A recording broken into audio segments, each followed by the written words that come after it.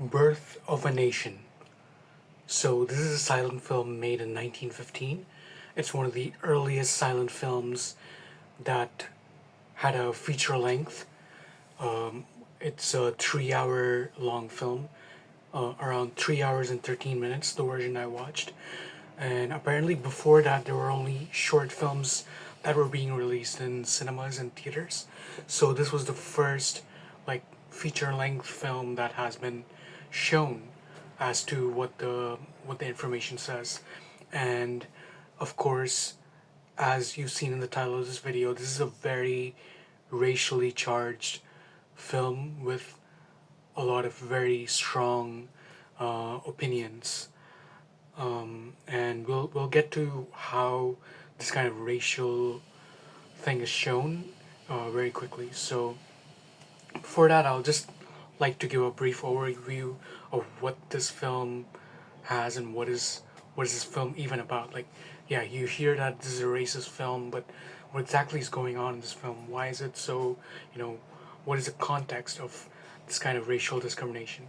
So this movie takes place in the Civil War era of U.S. American Civil War. So the first part is about the Civil War, about the North and the South. So we see a family in the North and a family in the South who both send the people from their households, the men in their households, to the Civil War to fight. And the the way it went, I think the northern side won. So we see like the after effects of war as well. And then the second half is about what happened after the war, and what happens to these two families who are in this cusp of this very important time period in U.S. history. And of course, there's also the Abraham Lincoln is in this movie, and he also plays a very critical role. He doesn't have much of a screen time, but there's a scene where he gets assassinated, and that assassination is shown in this movie as a very it's like this scene where they show how tense the situation was. And if you know about the Civil War, you also know that Abraham Lincoln was a very important figure in basically like starting the Civil War and um, bringing this thing to close. So to dig deeper into context, of course, though, if you didn't know, whoever is watching who doesn't know, Abraham Lincoln was one of the presidents of the United States at that time in the 1800s, and he was one of the main people who were against slavery. And this is what we will get to about the film. So he was opposed to slavery, so that is why he had the um, this war that he started.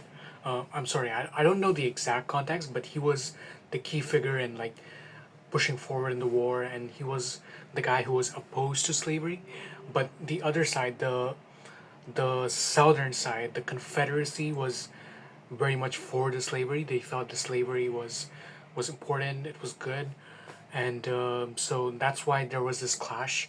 And to give further context, this was such a long time ago, and people's mindset was so like the only way to say it is that they were backwards for sure. They didn't understand that slavery was such a horrible thing, or even if they did, they dehumanized the slaves. The they dehumanized an entire race of people. So that is also the thing that this movie shows, but it unintentionally shows it. That's the thing. Like it shows most of the horrible racist stuff in the second half. There's definitely a lot of racism in the first half of the movie when they're showing the Civil War, they're showing the slaves in the house very casually, and there's even some drop of the very derogatory terms. And when you look at the context, yes, of course, these people were racist because that is what they were used to. That's who they are, right? And they were portraying that aspect at least in an accurate way. In that, yes, these white people at that time, they were racist.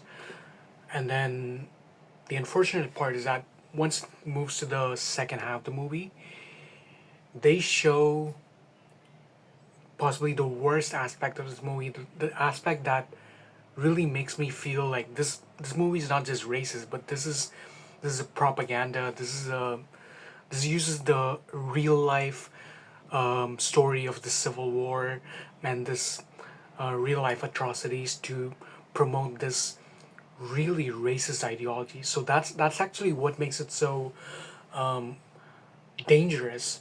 They use real life things, real life example, real life incidents like the Civil War, real life people like Abraham Lincoln, and they bring them all together to craft this racist story so that they try to justify this racism by including these real things. And I'm pretty sure so many people believed these things. They were like, yes, this is reality, this is what happened. But it was a distortion of reality. It's not real. It's only real to a certain extent, but because the way they put the truth, but there's also a lot of lies. The lies of how these these whole group of people are actually animalistic. They don't understand other humans. They're like full of lust, and they're just drinking, and they don't know how to live even after they're freed. So it's such a disgusting portrayal of a whole race, and people believed it, right? And I'm pretty sure even to this day, there's people who watch this and think, yeah, this there's some truth to it. So to add further context, the movie shows the KKK in the second half, and they show them as these heroes who battle against these freed slaves who are taking control of the city, and they really show it as a really great thing that this KKK is killing all these uncivilized people, uncivilized freed people, and it's they justify this behavior of killing them, that these are uncivilized, they're full of lust, they try to intermarry the white women, and so there's nothing wrong in going and protecting our like this Aryan race. And this was so shocking because they even mentioned the Aryan race word in the intertitle. So I was I knew that this was racist, but I was shocked that I thought only Nazi Germany was using that word, but in 1915 in America they were using that kind of word as well. So I was like, oh wow, this is really scary and disgusting. So this after this movie, this gave a resurgence to the KKK. People, at that time they thought, oh wow, this movie is so powerful. This movie shows the truth. So we must do what the KKK did in this film once again and start the whole thing. And it again killed so many innocent people, right? You mischaracterize a whole race who might not have done anything, and you group them all together. It's incredibly dangerous and damaging. You're not seeing the reality. You might think you're seeing the reality, but you're not. Yeah, coming back to the film, I think I talked a lot about all the context and what I think. Now coming back to just the film, I think the film itself, the reason why a lot of people considered it as such a monument in cinemas, not just because this is one of the first feature-length films that have come out, but it's also the film that used all the techniques that were learned and used up until that time, and they used it in a way that is very like match cut and iris open, iris close, intercutting between different locations, different scenarios, cutting continuity editing, editing between um, like the the intense dramatic scenes where they show what's happening here, and then they cut to a guy who is a killer who is, you know, planning his killing. Like these kinds of things were all, it was there before, but it wasn't all put together, I believe. I think this was the movie that, you know, put it together into this big 3 hour story, and that is why it's such a monument in cinema. Like, unfortunately, but yeah, this is just the reality. This is history, and I think in that sense, when you consider that this is a silent film, this was the first film to do it. Yeah, it is very impressive. When I look at it right now, yes, it is outdated for sure. The acting is outdated. The some of the scene construction, the way they construct the scenario is very silly and outdated. But in 1915, the audience who watched it, I'm pretty sure they would have been amazed because they haven't seen anything like that before. You know, so once they see something like that for the first time, they must be amazed. And for sure, when they see all those racist stuff being depicted, it must have been like really, really powerful, really, really strong, because they're really using the power of cinema to bring all that together and promote this message. So yeah, in that sense, what I believe is that the it's do I think it's a movie that's important to see? Do I recommend it? And the thing is, I wouldn't directly recommend this movie to be watched by anyone. I don't think this is a movie that you just casually watch like Casablanca or The Godfather, or like movies like that. This movie is more of a movie that you gotta watch as a film historian, a cinephile who really wants to understand not just film, but also history, and understand how propaganda works and why it's so dangerous. I think in that sense, I think people who are interested in that should definitely watch it, but of course with a very strong stomach. You know, you shouldn't watch it if you're easily like offended and you just can't deal with it. Then you shouldn't watch it. But if you want to understand the history, then I think this movie is still important to be seen, to be understood. Um, so yeah, I believe this is a important movie. I do think this movie shouldn't be banned because if we ban it, then we are bound to repeat history.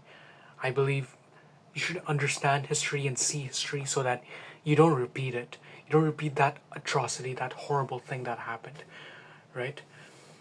So yeah, that's what I believe. To give further thoughts on the movie, I think the performances, some of the actors, I think they did a pretty interesting job.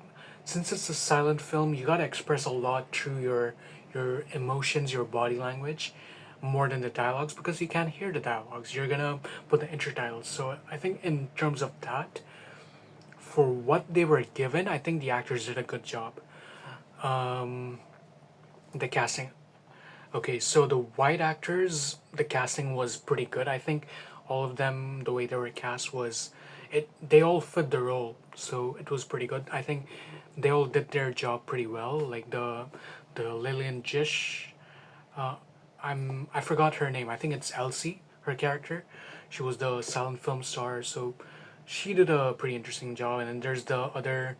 I think Elsie's character is from the south. No, she's from the north, and in the south there's another character. All the families, those were pretty good as well. Like the way they played the role, and then the unfortunate part is that there's blackface in this movie. So there's a bunch of actors who are of course white and they portray blackface, and it was very difficult to watch, of course, because they were portraying these very over the top caricaturistic portrayal of black people, um, and it was very hard to watch. It was pretty horrible.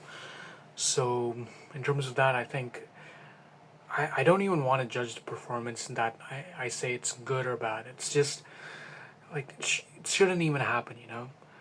So, and I thought every actor is gonna be blackface, but in fact, I saw black actors in this movie as well. Like, they were mostly relegated to the extras. They were not playing the main roles. The main roles were all played by, I believe, the actors in blackface. So it was, it was hard to see. And when I watched the film, I was also thinking, how did the black actors sign up for this? Did they know the story? Were they just signed on because they were paid and they didn't have a choice that time? They just had to find work. I don't understand, but it was quite unfortunate to see black people in this very racist movie. Yeah, it was very hard to watch. The whole film was hard to watch. Um, yeah, but of course it is part of history. Um, yeah, these were just my thoughts overall. It is definitely a rant. Maybe I would go more deep into this movie and once again look at the filmmaking aspect. But these are just my thoughts, my rant about this movie. I saw this movie a few days ago actually. Like I finished watching it after 3 sittings because it was such a hard watch. It was a long movie as well. Um, so I was thinking whether to make this review or not, but later I thought, okay, let's just put our thoughts out there. I think I want to give this perspective as a filmmaker and as a guy who's interested in history. So if you do come across this video, if you want me to watch another movie, do recommend it in the comments below. I'm gonna be hopefully putting out more reviews, more classic film reviews, and also new movies that I get to watch. So if you think this video is good, then please do subscribe, share with your friends. Let me know what you think of the movie, and I'll see you again in the next video. Thank you.